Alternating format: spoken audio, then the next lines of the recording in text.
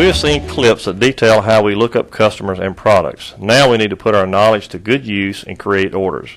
As we would expect, we access sales order entry from our F3 orders menu.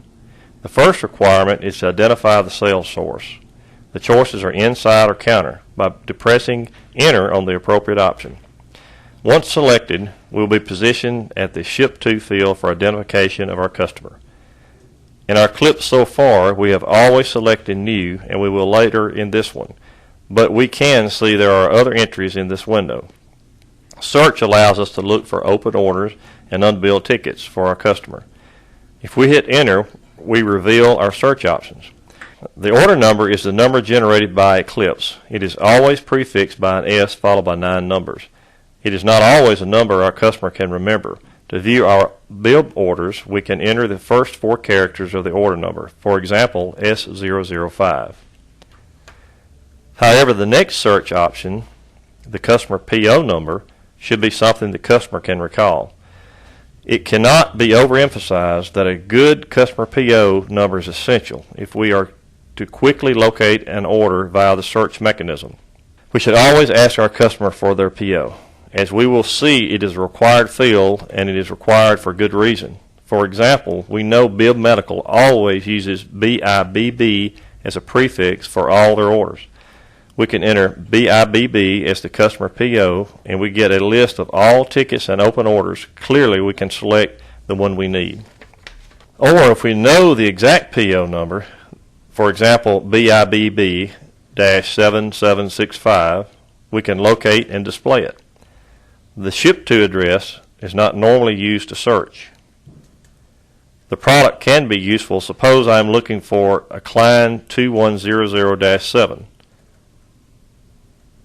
Eclipse will list all orders with the Klein item, and again we can select by depressing enter. The customer's release number can be used in conjunction with the customer PO number.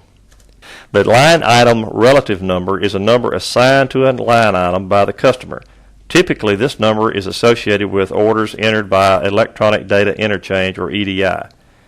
Let's escape back to the window. The next entry is for bids. These are quotations. If we select the bids option by using the down arrow and depressing enter, we see there are 2 bids open for our customer. We can depress enter to review the bid.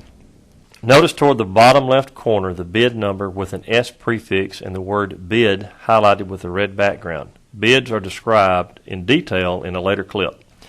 Escape back to the sales order entry screen and re-enter our customer Bibb.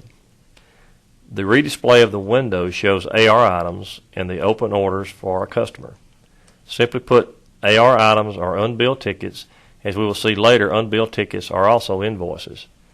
Now let's up arrow and move to new and select it by hitting enter. We are positioned for entry of the required date, and in an ideal world, our customer wants stocked material and we have it available. Unfortunately, we do have stockouts resulting in back orders, and our customers frequently order material we don't stock. While we can hit F10 to display a calendar with today's date highlighted, we will really not have a clear idea of required dates until we complete our order. For now, we can select today by hitting enter. The ordered by entry is important, and it must be the name of the individual placing the order. It should always be properly entered, particularly if the sale is at the counter where a signature is to be captured. We are now in the body screen and ready to enter our line items. Take a break and then move to our next clip, which describes how you can work this screen.